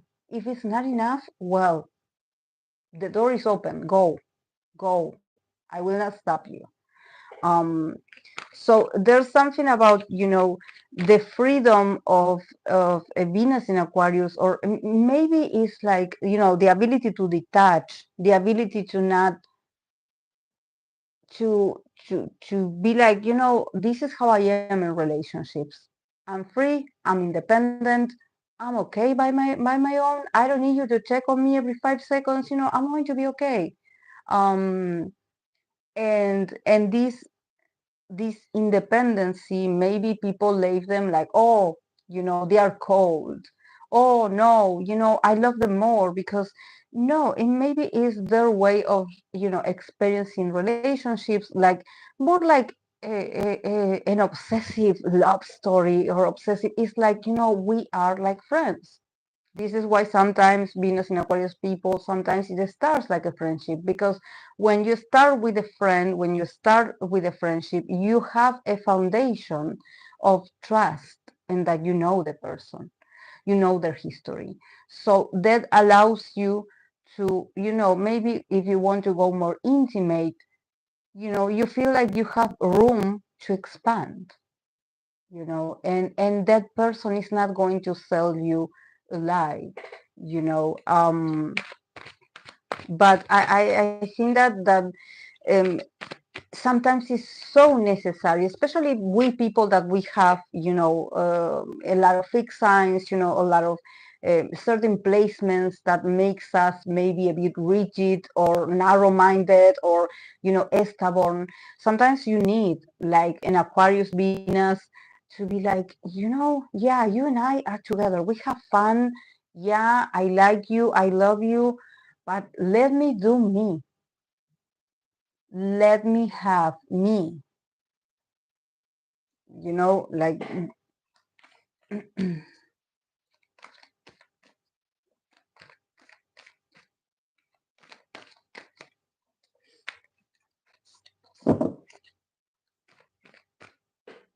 But yeah, I can sense how maybe people are like, oh, but that's not romantic. Well,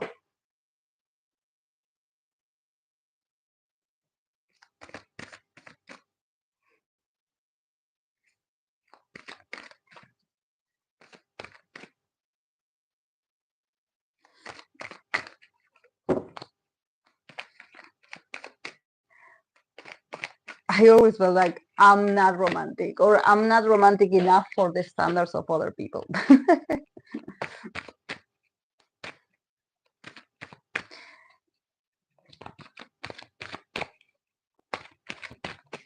Okay, let's see how Mama Moonbyul, how she experiences this. I remember Moonbyul, isn't she a Capricorn? Moonbyul of Mama Moon? I think that she's a Capricorn.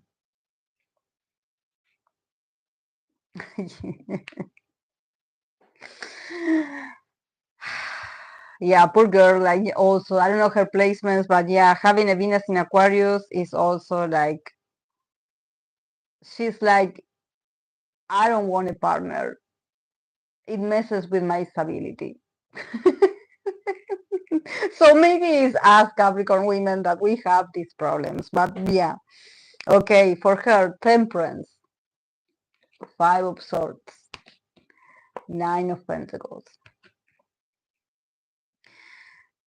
I mean, she tried to balance. I think that she, maybe at some point she did have like a relationship with someone that it ended not long ago. But there's something about her with the temperance, this is giving me Sagittarius, the temperance. But there's something about her trying to be cool about it, like being like, yeah, you have been wanting this from me. We have had our arguments, we have had our exchange of opinions, and it wasn't nice. With the temperance, it's like I'm trying to balance both things or to understand your point of view. I'm trying to not get upset. I'm trying to, be zen about it. But then at the end, it's like, you're making me lose a lot of, productivity. Like really, arguing with you is stupid. It goes anywhere, and I'm annoyed actually. I think that it takes a while for her to get annoyed, but when she gets annoyed, she gets fed up of you. It's like bye, bye. And she's back to her individual self. She's like going back to maybe, her own creations, her own money, her own investment, her own job, maybe individual works. She's like, relationships, no, no, no, no, no, no, no. Like I'm tired. I'm tired. I better focus on my productivity. I better focus on my work. I shine more when I'm on my own. I shine more when I'm on my own. Honestly, like money is my best friend. Like money is my best friend. like not like diamonds, but money. And she's very independent. She also probably lives a life where she's used to being alone, or she's used to taking care of herself. And I think that also when I see the temperance, I think that probably if she had a relationship with someone, also the arguments were about, maybe her trying to get this person to get along with another part of her life or another part of her family or the other members or her other group of friends. There's something about her wanting to get everyone to get along, or her wanting her friends to be the friend of her partner and everyone to just get along. And there's something about this person just not making it possible and just ruining the stability or ruining the peace. So she's like, I'm done. Like let me detach, please. Let me detach. Just like not for now. Not for now. Not for now.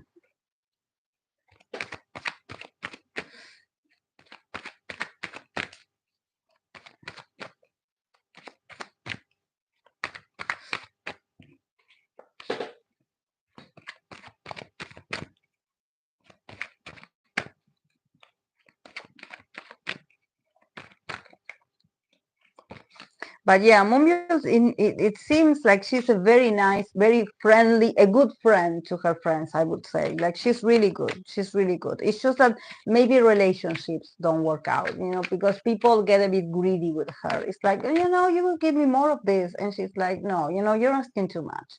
I better go back to work. Like, bye. I don't want to see you. Yes.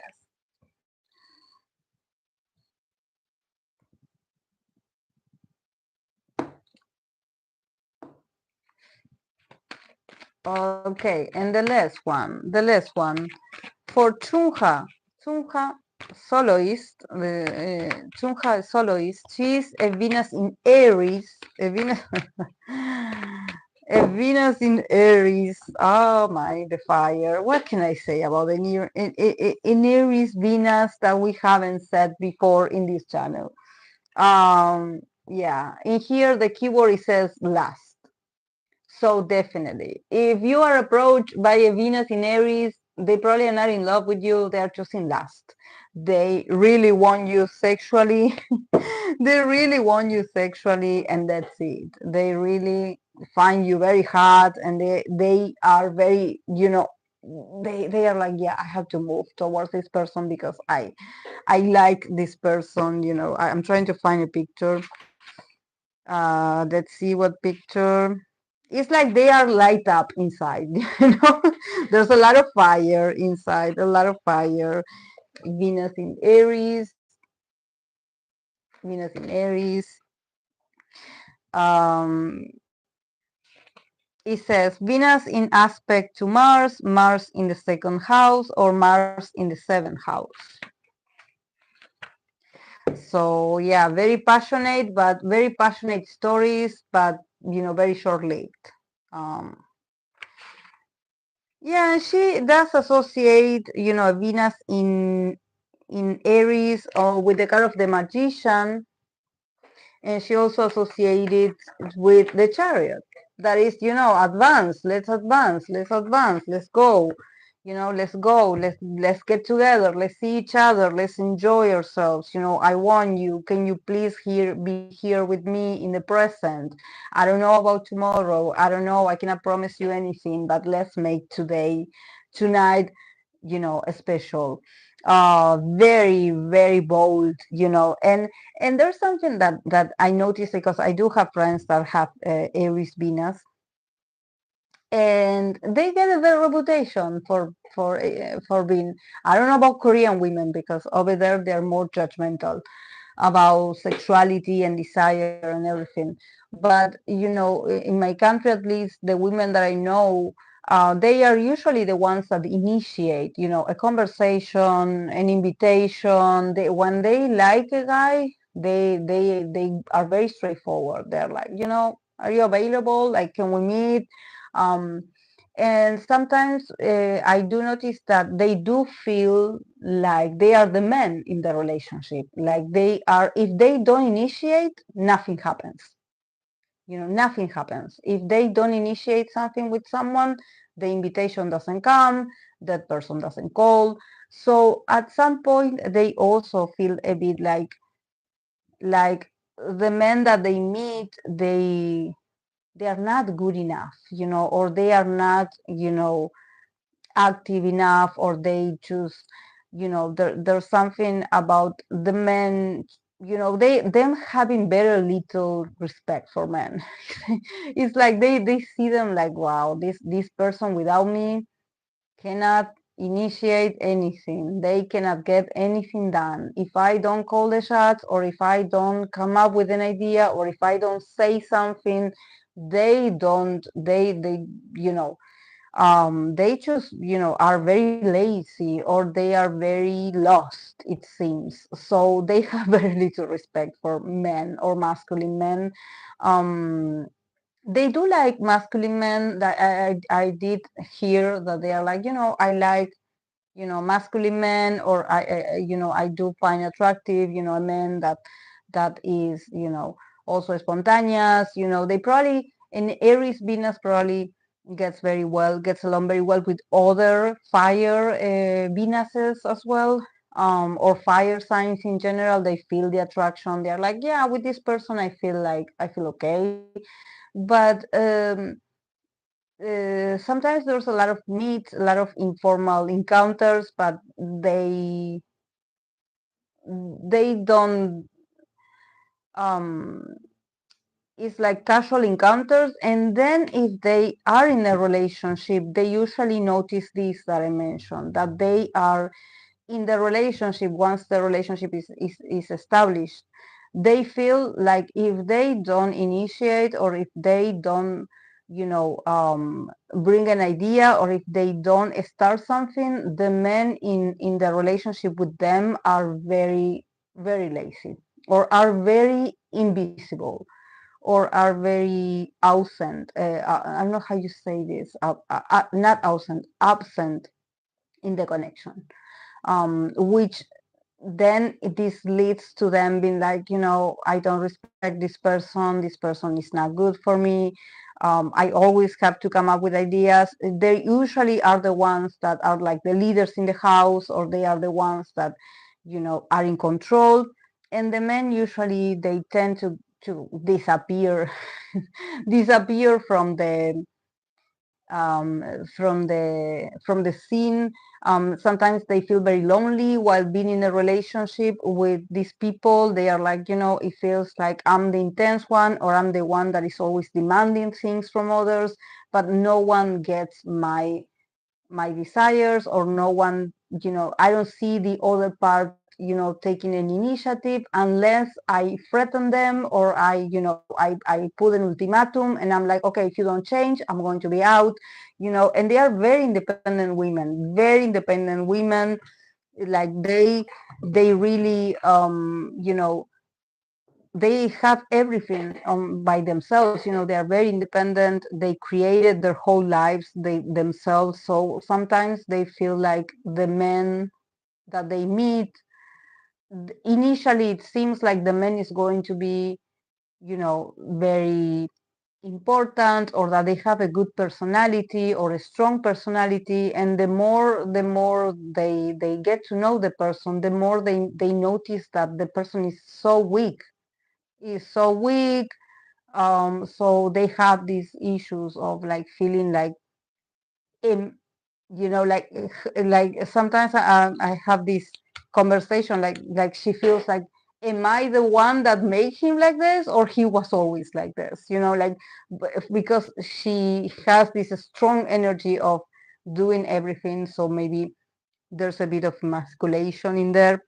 But yeah, I think that they are very, Venus in Aries is very honest and straightforward about what they want and what they like. And if they find you attractive and if they want to be with you, they will tell you.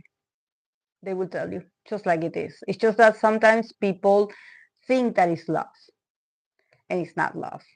It's lust. It's just that, you know, they are very charming. They are very passionate. They are very fast. Like if you are like, can you come today? They will be at your door in any second. But just like as fun as they come, they will go then. But yeah.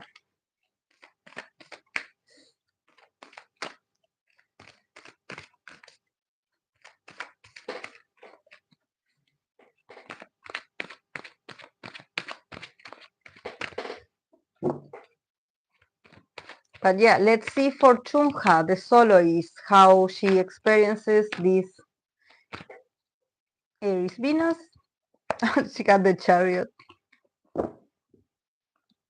She had the chariot, which is so funny because I showed you from the book that the chariot was also one of the images that she used to represent this energy. Okay, the chariot, the judgment, and page of wands.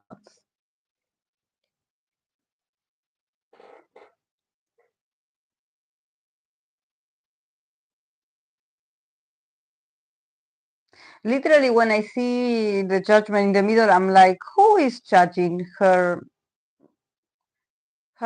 partner options, like who she decides to date?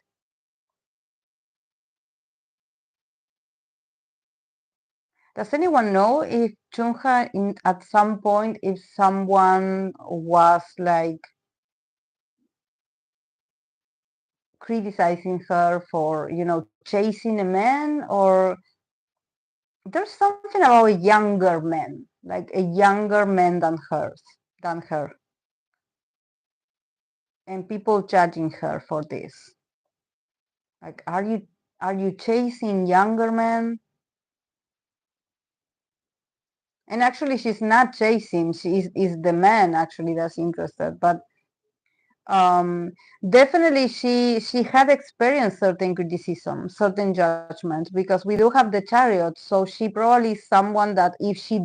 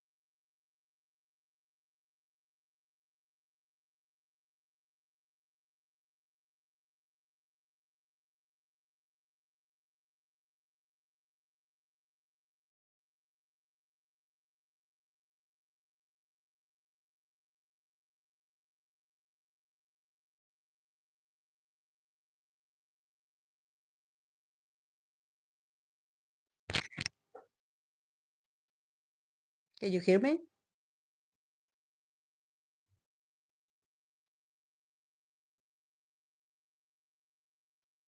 Ah, okay.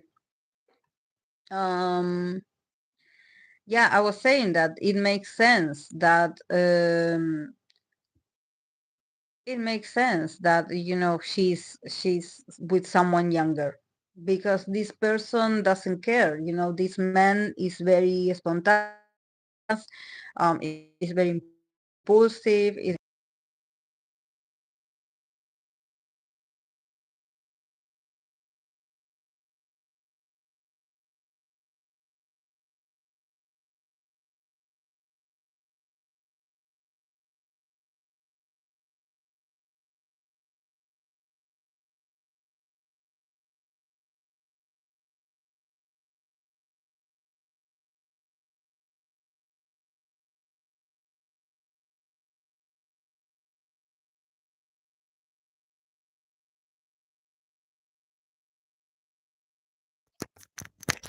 okay. Can you hear me, guys?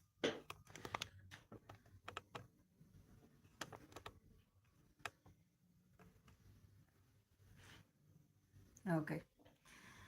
Yeah, I think that the page of wands is like really good for someone like her with that energy.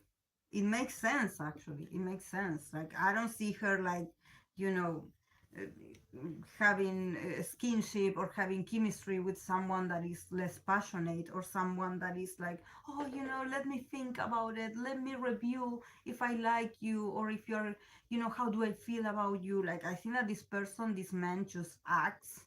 He choose, and he's very bold, and he's like very frontal with her as well, like, I want you, I find you attractive, let's go. And I think that for her, maybe in this period of her life, with the chariot, there's something about like, I have to, get rid of the limitations of always being judged, because I have to advance in my love life, or I have to advance accordingly to my desires as a woman. I cannot. Probably she had spent a lot of times being held back because of her advances, or because her advances in her career, or because she has been too sexual or sexual, and people just always, pointing the finger at her. And it's like, it would always be like this. But her decision is like, I want to explore my options, and this person is here showing interest, and I feel the same, so I'm going to do it, and I'm going to enjoy my life, and I'm going to enjoy myself. I think that she is very good for her. It's very good.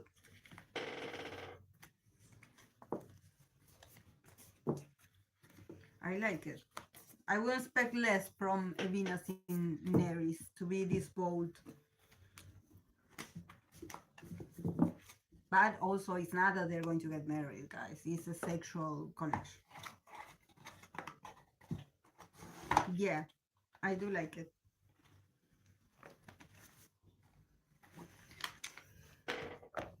Oh my god, I'm going to go. It's been, how many hours has it been already? 4 hours for this Venus series? Oh my god.